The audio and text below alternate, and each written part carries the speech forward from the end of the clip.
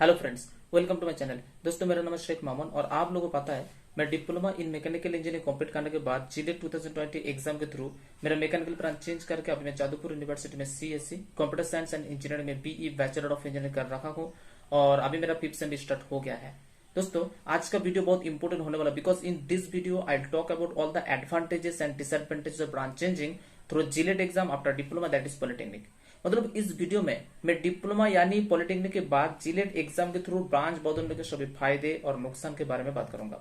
Suppose आप civil, electrical, mechanical और electronics ऐसा कोई कोर ब्रांच में डिप्लोमा कंप्लीट किया है और कंप्लीट होने वाला जो भी है, लेकिन अभी आप जीलेट एग्जाम के थ्रू ब्रांच चेंज करके CSC computer science and engineering और आईटी इंफॉर्मेशन टेक्नोलॉजी ऐसा कोई ब्रांच में बीटेक और बी करना चाहते हो जो आपका डिप्लोमा ब्रांच के साथ रिलेवेंट नहीं है। So in this case if you change your branch, what problem might you face in your future? मतलब ऐसे में अगर आप अपना ब्रांच बदलते हैं तो भविष्य में आपको किस समस्या का सामना करना पड़ सकता है, whether it is any job related problem or academical problem, चाहे ये नौकरी से संबंधित कोई समस्या हो या शैक्षणिक समस्या। I'll try to clear all the doubts and along with the disadvantages, I'll also discuss what advantages, what benefit can you get if you choose your desired branch, suppose CSE, Computer Science and Engineering or IT Information Technology. First, let me choose a particular branch, otherwise I have to say civil, mechanical, electrical again and again. तो मैं mechanical engineering को choose करता हूँ। मान लो आप mechanical engineering में diploma complete किया है और कंप्लीट होने वाला जो भी है, लेकिन अभी आप CSC computer science and engineering में बीटेक और बीई करना चाहते हो, तो इस केस में क्या क्या एकेडमिकल प्रॉब्लम्स आ सकता है? क्या कोडिंग प्रोग्रामिंग सीखने में कुछ प्रॉब्लम होगा या नहीं? क्या हर एक सेमिस्टर, हर एक एग्जाम आप सही से निकल पाओगे या नहीं? क्या असाइनमेंट वगैरह सब कुछ आप सही से मैनेज कर पाओगे या नहीं? ऐसा सारे एकेडमिकल डाउट्स आज मैं क्लियर करने वाला, बिकॉज मैं खुद मैकेनिकल इंजीनियरिंग में डिप्लोमा कंप्लीट करने के बाद अभी मैं जादवपुर यूनिवर्सिटी में कंप्यूटर साइंस एंड इंजीनियरिंग में बीई बैचलर ऑफ इंजीनियरिंग कर रहा हूँ और मेरा 2 सेम ऑलरेडी कंप्लीट हो गया है।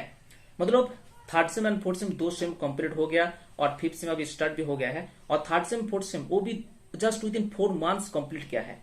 बिकॉज आप लोगों को पता है जीलेट 2020 साढ़े लेटरल कैंडिडेट को बहुत लेट में एडमिशन मिला था और इन जादवपुर यूनिवर्सिटी साढ़े लेटरल कैंडिडेट को directly into 4th same admission मिला था और वो भी बहुत लेट में स्टार्ट हुआ था। मतलब सिर्फ 4 महीना 4 मंथ्स टाइम था फॉर 4th सेम, लेकिन we all lateral candidate had to complete both 3rd sem and 4th sem together just within 4 months and we all CSE lateral candidate have successfully completed both the same, that is 3rd sem and 4th sem just within 4 months। मतलब दोनों same का दो करके CT, class test, assignment, viva, lab का assignment, report, ऐसा सारे task, उसके साथ semester exam, everything we have successfully completed जो भी है। और एक चीज देखिए, अभी सब कुछ ऑनलाइन चल रहा है, मतलब क्लास वगैरह सब कुछ ऑनलाइन चल रहा है, तो इसके डिसएडवांटेज तो जरूर है लेकिन एडवांटेज भी है। मतलब टाइम वेस्ट नहीं होता है। मान लो कोई ऑनलाइन क्लास चल रहा है, 1 घंटा 2 घंटा जो भी क्लास हो रहा है, क्लास करने के बाद just finishing of your class you can immediately start your assignment, work, project etcetera. मतलब टाइम वेस्ट नहीं होता है। इससे अलावा एग्जाम जो हो रहा है वो भी ऑनलाइन हुआ है और आप लोगों को पता है online exam of course it is easier than offline exam if there is no special rule, right. तो जो भी है we have successfully completed both 3rd sem and 4th sem, right. और अगर आप लोगों को अगर एडमिशन अगर सही टाइम अगर हो जाए, मतलब डायरेक्टली इनटू 3rd सेम में अगर हो जाए, तो जो हम लोगों को प्रेशर आया है आप लोगों के ऊपर आधा प्रेशर आएगा। क्यों? Because you will get separate time for 3rd sem and 4th sem, ठीक है। तो चलिए, from my personal experience, from my real experience, I try to clear all the doubts. मतलब सारे एकेडमिकल डाउट्स इस वीडियो में क्लियर करूंगा। और जो जॉब रिलेटेड डाउट है, मतलब प्लेसमेंट के टाइम कुछ प्रॉब्लम होगा या नहीं, अगर आपके ईयर गैप है कुछ प्रॉब्लम होगा या नहीं, इनकेस ऑफ प्राइवेट जॉब क्या क्या एडवांटेज एंड डिसएडवांटेज है, in case of government job and higher studies क्या एडवांटेज एंड डिसएडवांटेज है, और कंप्यूटर साइंस एंड इंजीनियरिंग और आईटी इंफॉर्मेशन टेक्नोलॉजी लेने के वजह से इन फ्यूचर आपको क्या एक्स्ट्रा एडवांटेज, क्या एक्स्ट्रा बेनिफिट मिल सकते हैं, वो भी मैं डिस्कस करूंगा just in the next video जो इस वीडियो के बाद ही आने वाला। Now let's start today's video. Point number 1 is that should you change your branch और नॉट? क्या आपको ब्रांच चेंज करना चाहिए कि नहीं? मेरा पर्सनल एडवाइस क्या है? देखो, मेरा पर्सनल एडवाइस यही है, अगर आपको आपके इंटरेस्ट पता चल गया जहां मेरे को सॉफ्टवेयर इंजीनियरिंग बनना है, मेरे को आईटी और सॉफ्टवेयर कंपनी में नौकरी करना है, मेरे को कोडिंग प्रोग्राम अच्छा लगता है, मेरे को लैपटॉप वगैरह जो ऑनलाइन वगैरह ऐसा डिजिटल जो है मेरे को बहुत अच्छा लगता है, मेरे को एक व्हाइट कॉलर वाला ऑफिशियल जॉब चाहिए, मेरे को ऐसा नौकरी चाहिए जो 2-4 साल काम करने के बाद ये महसूस होगा जहां मैं कुछ सीखा हूं, मेरे पास कुछ स्किल है जिसको इस्तेमाल करके आप फ्रीलांसिंग वगैरह, चाहे बिजनेस वगैरह, चाहे स्टार्टअप वगैरह हो, जो भी है ऐसा कुछ कर सकते हो। अगर आपका टारगेट इस तरह है then you should definitely change your branch और you can definitely change your branch. आप आपको आपका ब्रांच आप चेंज कर सकते हो, ठीक है। लेकिन अगर आपका टारगेट है जो नहीं मैं गवर्नमेंट जॉब करना चाहता हूँ, मैं रेल वगैरह डीआरडीओ वगैरह इसरो का जॉब करना चाहता हूँ, क्या आप गेट, ऐसा भी हो सकता है आप गेट एग्जाम देना चाहते हो बीटेक बी के बाद, उसके बाद गेट एग्जाम देने के बाद अच्छा रैंक लेने के बाद आप पीएसयू कंपनी मतलब ओएनजीसी ऐसे जो बड़े बड़े पीएसयू कंपनी जिसको गवर्नमेंट जॉब बोलते हैं उसमें आप नौकरी करना चाहते हो। देखिए इसमें स्टार्टिंग सैलरी ओएनजीसी वगैरह स्टार्टिंग सैलरी बहुत अच्छा होता है, 80 to 90,000 स्टार्टिंग सैलरी होता है। अगर आपका टारगेट इस तरह है जो गवर्नमेंट जॉब है, then core branches are best for you. क्यों? Because government jobs are more for core branches as compare to CSC and IT. लेकिन अगर आप प्राइवेट जॉब की बात करोगे then CSC IT are the best branch for private job, right. अगर आप entrepreneurship की बात करो, एंटरप्रेन्योरशिप मतलब जो ऐसा कुछ नौकरी जो 2-4 साल काम करने के बाद ऐसा कुछ मैं सीख जाऊं जो चाहे तो मैं खुद कुछ कर सकता हूं, ये पॉसिबल है, अच्छी तरह से वो सीखना है। तो इस केस में IT and CSC are the best branch. तो आप क्या चाहते हो, आप क्या करना चाहते हो, आपका इंटरेस्ट क्या है, उस हिसाब से आपको डिसाइड करना है और उसके साथ आपको जो लॉजिकल ब्रेन उसको भी इस्तेमाल करना है। मतलब आपको एवरीथिंग आपको एक्सप्लोर करना है, पॉजिटिव साइड नेगेटिव साइड को सोचना है। आप जो सोच रहे हो क्या आपको मिल सकता है कि नहीं, पॉसिबिलिटी है कि नहीं, ये भी आपको सोचना है। जस्ट आपको इंटरेस्ट क्या है उसको एक्सप्लोर करो, लॉजिकली सोचो, उसके बाद आपको इंटरेस्ट को फॉलो करो एंड टेक योर डिसीजन।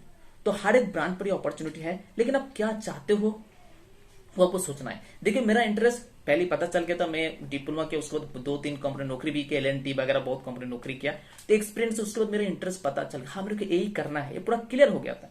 तो उसके बाद जो मैं डिसीजन लेता उसके बाद उस टाइम तो अपॉर्चुनिटी नहीं था कंप्यूटर साइंस लेने का, फिर अपॉर्चुनिटी जो मिला, मेरा ये टारगेट था अगर कोड ब्रांचेस अगर मेरे को मिल जाए फिर भी मैं कोडिंग प्रोग्रामिंग सीखने के बाद आईटी सीएससी कोई ऑफिशियल जॉब करने के लिए कोशिश करूंगा, ये मेरा टारगेट था।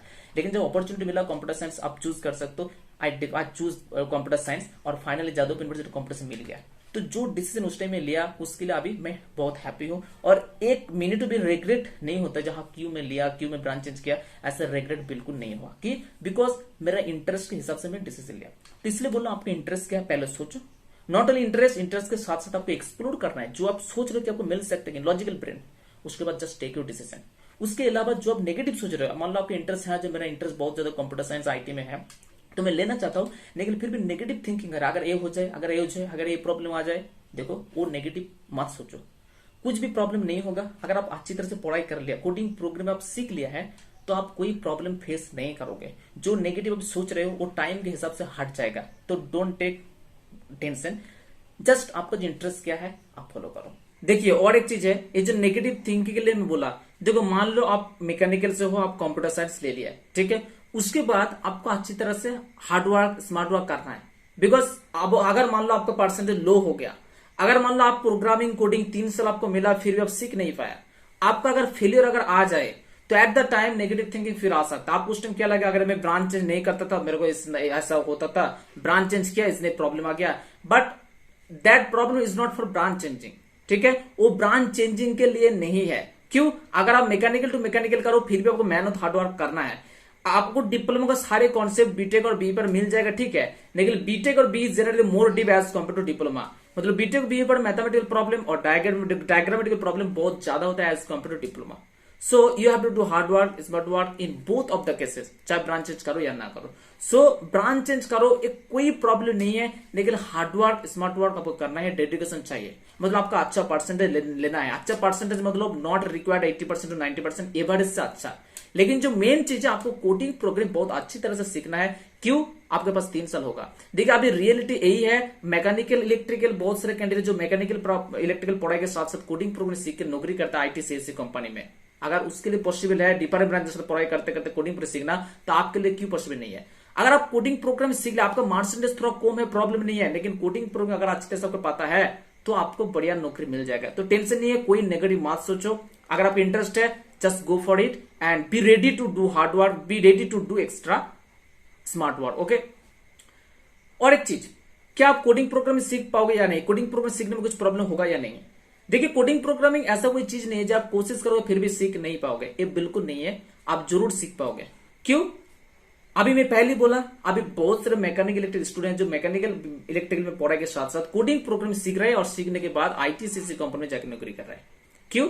बिकॉज ऐसा बहुत सारे कंपनी है जो एलिजिबिलिटी क्राइटेरिया यही मेंशन करते हैं, ऑल ब्रांचेस आर एलिजिबल।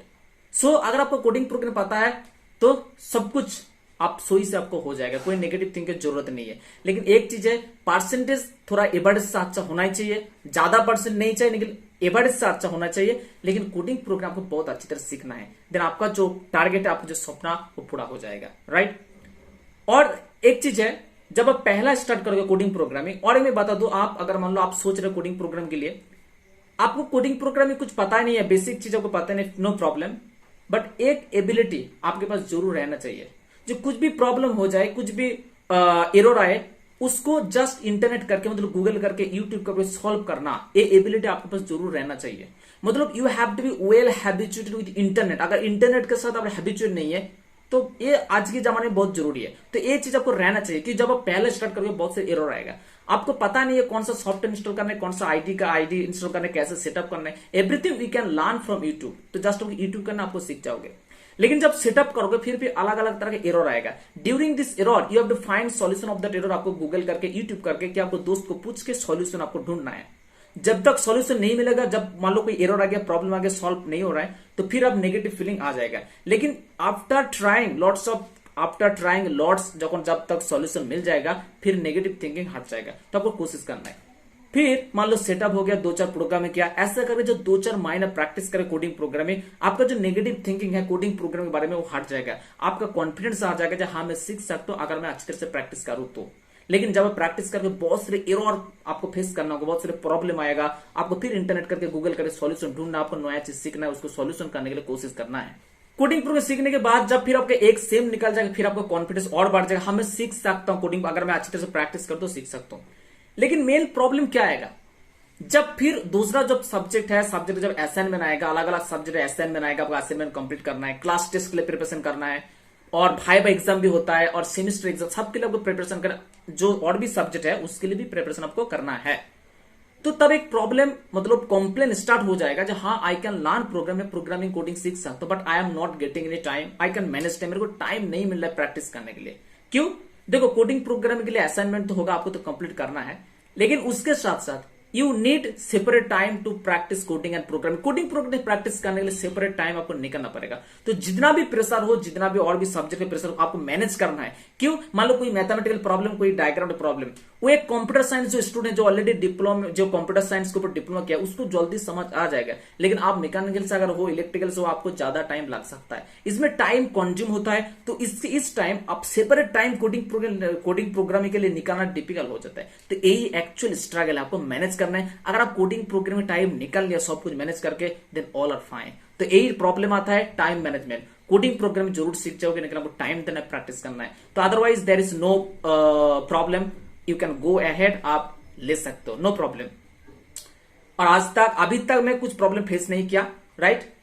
और जो प्रॉब्लम है, कोडिंग प्रोग्रामिंग तो हो गया, क्या असाइनमेंट वगैरह सब कुछ सही से निकल पाओगे? जरूर पाओगे। क्या बोला मैं? टाइम मैनेजमेंट चाहिए, ठीक है। और एक चीज, आपको टाइम वेस्ट नहीं करना चाहिए, व्हाट्सएप वगैरह, फेसबुक वगैरह ऐसा नहीं करना चाहिए। जस्ट आपको टाइम मैनेजमेंट रूल, इस टाइम पर ये करूंगा, इतना घंटा ये करूंगा, आपको विद फुल अटेंशन आपको पढ़ाई करना, हार्ड वर्क, स्मार्ट वर्क करना है। एक सेम 2 सेम हो सकता है वो डिफिकल्ट लगेगा, फिर भी आपका जो स्टडी नॉर्मल हो जाएगा, जब बेसिक नॉलेज आ जाएगा, everything will be fine, okay. और आपका टारगेट भी पूरा होगा, और एग्जाम वगैरह भी निकाल पाओगे। Just time management, hard work, smart work, dedication चाहिए।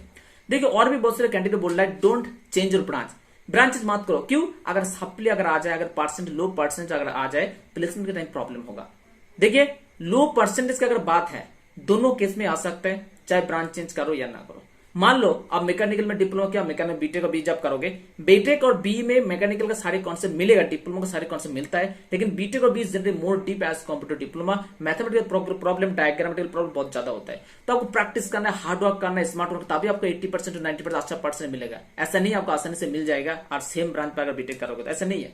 लेकिन I agree, of course mechanical to mechanical is of course easier as compare to mechanical to CSC, लेकिन हार्ड वर्क, स्मार्ट वर्क दोनों केस में जरूरी है, ठीक है। लेकिन अब पहली कॉम्प्रोमाइज कर लिया, आपको इंटरेस्ट है कंप्यूटर साइंस आईटी, फिर अपॉर्चुनिटी को मिला, आप ब्रांच चूज नहीं किया, फिर मैकेनिकल ले लिया, फिर आप 2-4 साल बाद फिर आप सोचेगा, अरे उस टाइम में क्यों नहीं लिया कंप्यूटर साइंस, आज मैं सॉफ्टवेयर इंजीनियर बन जाता, आज मेरे को ऑफिशियल नौकरी मिल जाता था, आज मेरे को। तो ऐसा नहीं करना चाहिए। जो लेना है, अभी अपॉर्चुनिटी मिल रहा है, डिसीजन लो। अगर पहली कॉम्प्रोमाइज कर लिया तो सारा लाइफ आपको कॉम्प्रोमाइज करना पड़ेगा। तो क्या आपके इंटरेस्ट है, सोचो, उसके बाद आप डिसीजन लो, ठीक है। और एक चीज देखो, लेटरल कैंडिडेट को एडमिशन होता है 3rd सेम में। तो if you compare yourself with regular BTech और बी स्टूडेंट, क्या फर्क है? आपका एडमिशन हो रहा है थर्ड सेम में, इसका मतलब एक रेगुलर बीटेक बी स्टूडेंट पर 1 साल का नॉलेज ज्यादा है। क्यों? बिकॉज ये already first sem and second same पढ़ाई किया है। यही फर्क है, लेकिन ये भी कोई फर्क नहीं है, बिकॉज उस 1 साल का नॉलेज आपके पास ऑलरेडी है। क्यों? देखो बीटेक और बीई फास्ट ईयर का सिलेबस क्या होता है। बीटेक एंड बीई का सिलेबस, फर्स्ट ईयर का syllabus generally same for all branches, that is common syllabus, and subjects are also same for all branches in almost all universities and institutes of India. दो एक exception हो सकते हैं, as I know Jadav university, क्या exception है बाद में बताऊंगा। एंड जो फर्स्ट ईयर का सब्जेक्ट है, subjects first year subjects of B Tech BE generally include general engineering subject, general science subject which are related with class 11 12 physics chemistry math and some subjects for English, that is communication English, developmental life skill etc. जो आप already पढ़ाई किया है diploma में। क्यों? देखो अगर मतलब डिप्लोमा क्या है 11 12 के बाद, तो 11 12 क्लास 11 12 के बाद मतलब 11 12 के टाइम आप फिजिक्स केमिस्ट्री मैथ ऑलरेडी पढ़ाई किया है। If you complete diploma after class 10, फिर भी इन केस मतलब डिप्लोमा फर्स्ट ईयर आपको फिजिक्स केमिस्ट्री मैथ पढ़ाई करना होता है। इसका मतलब फिजिक्स केमिस्ट्री में जनरल साइंस का नॉलेज आपके पास ऑलरेडी है। इसके अलावा if you are from mechanical, आपको standard material engineering, mechanics, theory, machine, even electrical technology, thermal engineering, ऐसा सब्जेक्ट करना होता है। It means you already have general engineering knowledge and also mathematical concept. इसके साथ साथ सब्जेक्ट पर English, that is communication English, developmental life skill, ये भी आपको पढ़ाई करना होता है। Even you are from mechanical, फिर भी आपको कोडिंग प्रोग्रामिंग एक सेम के लिए रहता है, मतलब आपको 2 4 5 लैब क्लास करना होता है। इसका मतलब सारे इंजीनियरिंग का बेसिक नॉलेज जो बीटेक फर्स्ट ईयर में, बी फर्स्ट ईयर में मिलता है, वो आपके पास ऑलरेडी है। इंग्लिश का बेसिक नॉलेज, साइंस का बेसिक नॉलेज आपके पास ऑलरेडी है। अगर एक्जैक्टली सेम ना हो, लेकिन फिर भी जो नॉलेज आपके पास है, you can cope up with BTech, regular BTech और B student, you can fight with them. और उसके बाद आपका एडमिशन होगा थर्ड सेम में, और एक्चुअल जो डिपार्टमेंटल स्टडी वो भी स्टार्ट होता है फ्रॉम थर्ड सेम। मतलब डिपार्टमेंटल मतलब कंप्यूटर साइंस के अलग सब्जेक्ट, मैकेनिकल अलग सब्जेक्ट, ये जो स्टार्ट होता है फ्रॉम थर्ड सेम, और आपका एडमिशन भी हो रहा है थर्ड सेम में। So what's the problem? अगर रेगुलर बीटेक भी उसके लिए पॉसिबल है आगे बढ़ना, आप क्यों नहीं पाओगे? लेकिन if you compare yourself with CSC student जो 3 साल ऑलरेडी डिप्लोमा किया है सीएससी के ऊपर, उसके साथ फर्क नजर आ सकता है। क्यों? देखो वो 3 साल डिप्लोमा किया सीएससी के ऊपर, ऐसा हो सकता है जो उस 3 साल में उसके पास तो ऑलरेडी बेसिक नॉलेज पाता है जो आपके पास नहीं है, फर्क तो नजर आएगा। ऐसा भी हो सकता है इस 3 साल में हो सकता है बहुत सारे कोडिंग प्रोग्रामिंग का अलग अलग कोर्स क्या है, ऐसा भी हो सकता है उसके पास खुद लैपटॉप था, खुद का लैपटॉप में वो बहुत सारे प्रैक्टिस किया कोडिंग प्रोग्रामिंग, तो उसके पास नॉलेज हो भी मतलब होता है, जनरली होगा, आपसे ज्यादा नॉलेज होगा, तो इसमें फर्क नजर आ सकता है। लेकिन इसका मतलब ये नहीं है you can not surpass your friend. आपके लिए 3 साल होगा, फिर if you do hard work, if you do smart work for next 3 years of your BTech और B program, then one day definitely you can surpass your friend. आप अपना दोस्त से भी आगे बढ़ सकते हैं। तो मेन चीज यही है, hard work, smart work, dedication, interest, time manage, ये सब की जरूरत है, then you can go ahead, no problem. और जो जॉब रिलेटेड डाउट है, मैं पहले ही बता दिया, नेक्स्ट वीडियो में जरूर बनाऊंगा। और इस वीडियो देखने के बाद अगर फिर भी कुछ प्रॉब्लम है, डाउट है जो क्लियर नहीं हुआ, एकेडमिकल प्रॉब्लम और अनदर एनी भी मतलब कुछ भी डाउट है, just comment in comment box. Otherwise you can also WhatsApp में, I will try to reply all the comments. सारे डाउट क्लियर करने की कोशिश करूंगा। अगर उस कमेंट के बेसिस पर अगर सेपरेट वीडियो का जरूरत है, फिर भी मैं बनाने की कोशिश करूंगा। सारे कुछ भी हेल्प चाहिए, डाउट चाहिए, जस्ट कमेंट कीजिए, क्योंकि मेरे पास बहुत व्हाट्सएप आता है, मैं सारे को सर हेल्प करता हूँ। बहुत ज्यादा स्टूडेंट है जिसको मैं बहुत हेल्प करता हूँ, तो कुछ भी हेल्प चाहिए just comment in the comment box, just WhatsApp में क्या आपका डाउट है, क्वेरी है, क्या प्रॉब्लम है, I will help you. Okay, and if you like this video, please hit the like button, share with the friends, and subscribe my channel, and join my WhatsApp group through the link given in the description box. Thanks for watching. See you in the next video.